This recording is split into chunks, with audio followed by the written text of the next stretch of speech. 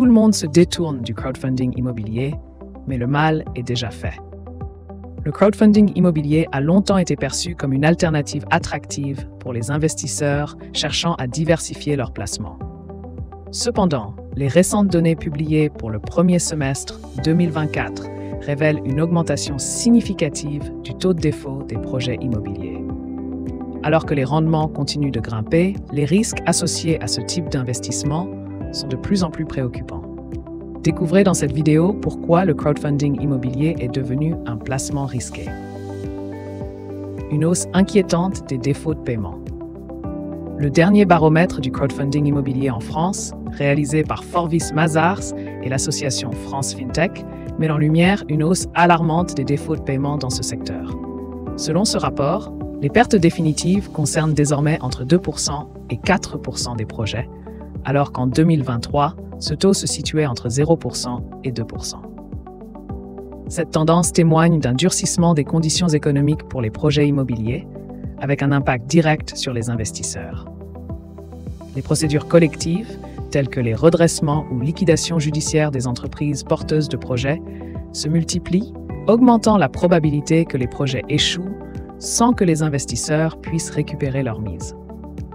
Cette catégorie de projets représente désormais entre 4% et 6% des projets de crowdfunding en cours, contre seulement 2% à 4% l'année précédente. Cela reflète une détérioration rapide des garanties autrefois perçues comme solides dans ce type d'investissement.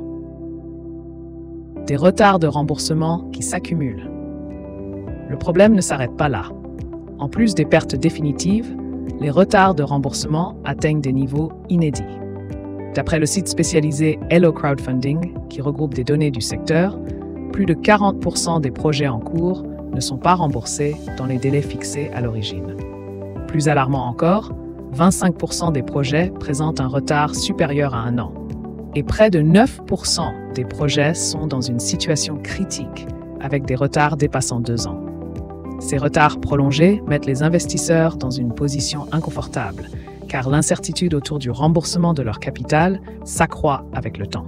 Cela pose également des questions sur la gestion des risques par les plateformes de crowdfunding qui semblent avoir du mal à contenir les défaillances des projets immobiliers en cours. Rendement attractif, mais à quel prix? En réponse à cette situation, les plateformes de crowdfunding immobilier tentent de compenser l'augmentation du risque en offrant des rendements plus attractifs.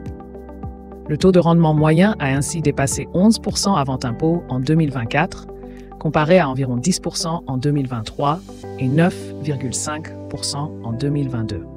Si ces chiffres peuvent séduire les investisseurs en quête de gains rapides, ils ne doivent pas occulter les dangers croissants du secteur. Les investisseurs doivent désormais être conscients qu'un taux de rendement plus élevé ne signifie pas nécessairement un investissement sûr. Le risque de perdre tout ou partie de son capital est réel, et il est crucial de bien évaluer la viabilité des projets avant de s'engager.